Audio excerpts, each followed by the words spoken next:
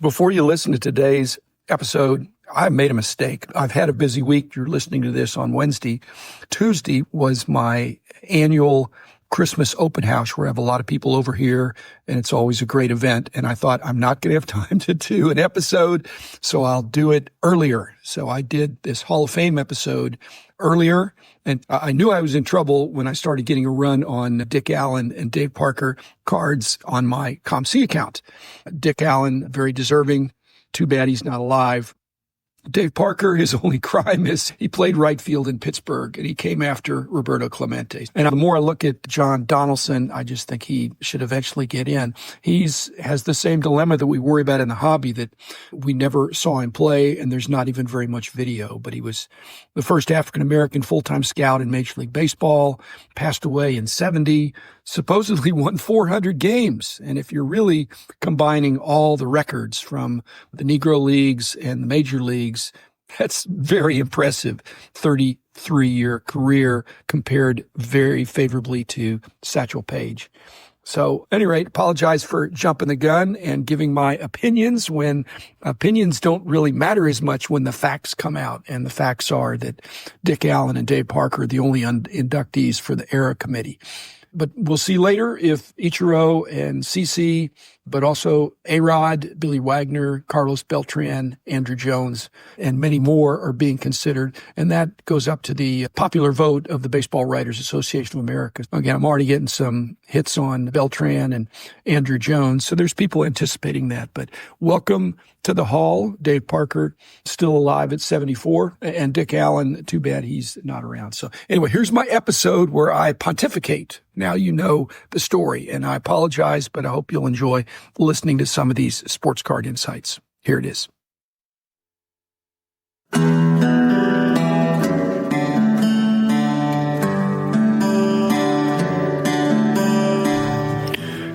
Welcome, Dr. James Beckett, Sports Card Insights. I got an alert, as many of you do, about the Hall of Fame's coming back around with the selection of the class of 2025.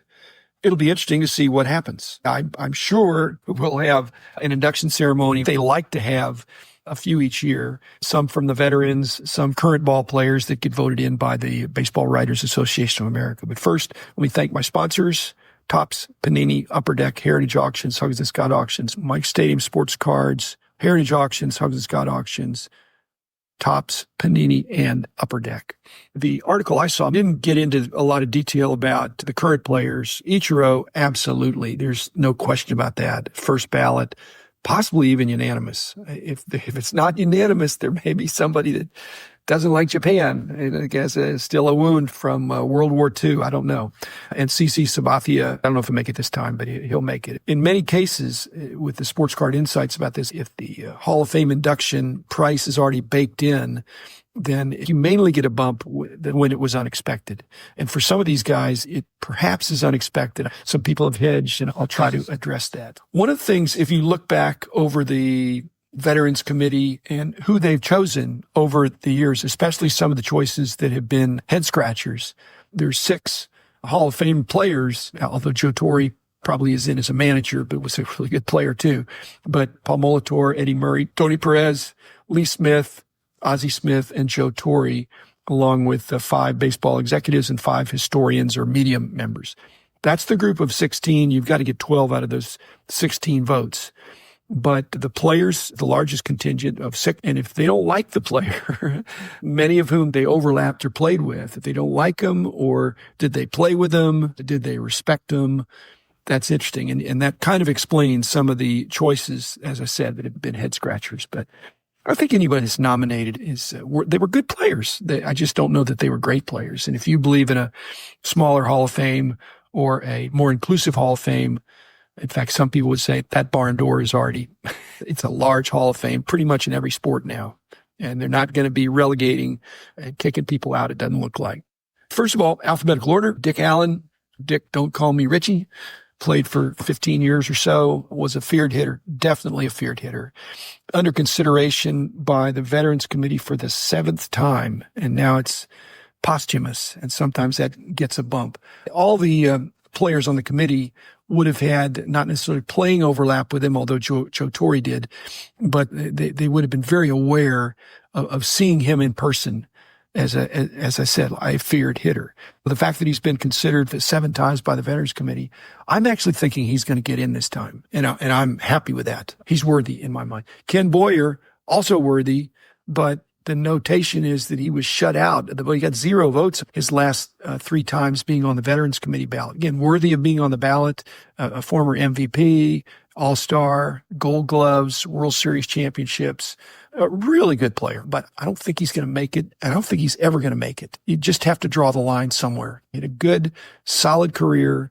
As I've said in my episode to my dog, if you have 10 really good years, and then you have some pretty good years after that, to me, that's enough. But 10 great years, that's another story. I don't think he had 10 great years, but I think he had 10 good years. John Donaldson. I have a good friend by the name of John Donaldson, who also is black. And there's Josh Donaldson, the third baseman, who is not going to get in the Hall of Fame, but was a solid hitter for many years, winding down his career. I think John Donaldson is going to make it this time or the next time. He says he got 50% support last time, and I think there's a good chance. One of the things that comes up that Rich and I have talked about is that there's not really a contributor category as much for somebody that you could be a manager, you could be a player, I guess you could be an owner. But anyway, we'll see. I think he's going to make it. And I'll remember that because I have my friend John, same name. Steve Garvey, polarizing figure. He does have an MVP, lots of all-star games, lots of RBIs. I think he was a good player, but I've never met anybody that was ambivalent. Steve Garvey, they either love him or they hate him. Why they hate him, it's complicated. He's been before the Veterans Committee 5 times. He's never gotten a vote. That means those 6 guys, you have to get 12 out of 16 votes. And so all it takes is 3 of those players to say, you know what? It's not that they didn't like the way he played. This is something about he rubbed some people the wrong way. He ran for Senate this last year. And if he'd have won, Steve, that was your best shot for getting Hobby Love and for getting in the Hall of Fame as becoming Senator Steve Garvey. And I guess he's 76 maybe in the 7th. So he's getting up there. But so I don't think he's ever going to get in. And yet he could be in the Dodger Hall of Fame, maybe even in the Chargers Hall of Fame, but he wouldn't be in the Cooperstown Hall of Fame, in my opinion. Vic Harris, not to be confused with the Vic Harris that was the utility infielder, played for the Rangers, that I saw was good but not great, obviously. But this Vic Harris was a good player and manager in the Negro Leagues. It says he got 10 of 16 votes in the 2022 Veterans Committee, too shy. I think that puts him near the top of the list. There's 2 black guys that are the finalists, and one of them is going to get in, and maybe both. Tommy John, if there was another category for contributor or inspirational or even longevity, it's amazing to be able to play as long as he did and to reinvent himself and all that. So I really admire that. But when you look at his overall stats, according to the time, I don't know that he was ever the best pitcher on his team. So that's, to me, another way I would look at it. If you look at somebody's 10 best years, which in many cases it's toward the beginning of their career, if somebody had a really high level of performance and play, he hasn't been getting votes because he had 26 or 27 years of good and not bad. He was a really good pitcher, but he's more known for the surgery. And if he was in the Hall of Fame for that, to me, that's a special category. It's unclear. Just like I did with my dog Beckett, we had 9.5 great years with him. So he would be in the Dog Hall of Fame. These guys that have Tommy John, like statistics, that have a long career and were good, you have to be good to last. But you can't be 20 years of good. To me, that's not better than 10 years of great. If you were great for 10 years and you stopped, that's better than 20 years of good. Now, what if, like Albert Pujols, Mike Trout, I think they had their 10 years of great, 10 plus years of great. And then it looks like through injury or just getting older, both of those guys, their next 10 years, if Trout makes it that long, will be not great, maybe just good, and maybe on the disabled list.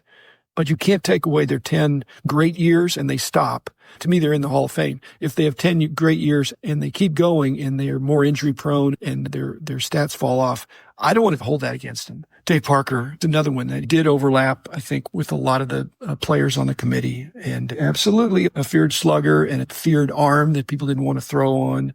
And again, I'm partial to Pirates, but I try to not make that be so determinative. But the Clemente was my top guy. And then Stargell after that. And then Dave Parker, and he just had huge shoes to fill. So he was a distant third out of those three guys. So I actually would not vote for him. I'd probably make it a little tougher for him because I don't want to have a positive Pirate bias kicking in. But he was a really good player. I don't want to say great player. I think he was the best player on his team in many situations. I think that's important. Maybe not when Stargell was there, but once Stargell older, yeah, he was the heir apparent to the legendary outfielders they had. And finally, Louis Tiant, who pitched for a bunch of teams, had good statistics, won 20 games 4 times. That was important in those days contextually, but more importantly, he was an earned run average champion for the American League. I think that's more important. To me, that means he was maybe the best pitcher in those years, but he only made 3 All-Star games, which meant maybe you never think about it, but the All-Star selections are based on how you do in the first half of the season. So maybe he didn't start out as good, but you'd like to see a guy that played for 18 or 19 years have more All-Star appearances. But he was a noted pitcher, somebody that was, I think, difficult to hit. Of all these guys here, I think, let's see, Tommy John, I might not recognize him walking down the street. Dave Parker, I probably would. Louis Tiant, I probably, assuming they're still alive. Steve Garvey, I definitely would.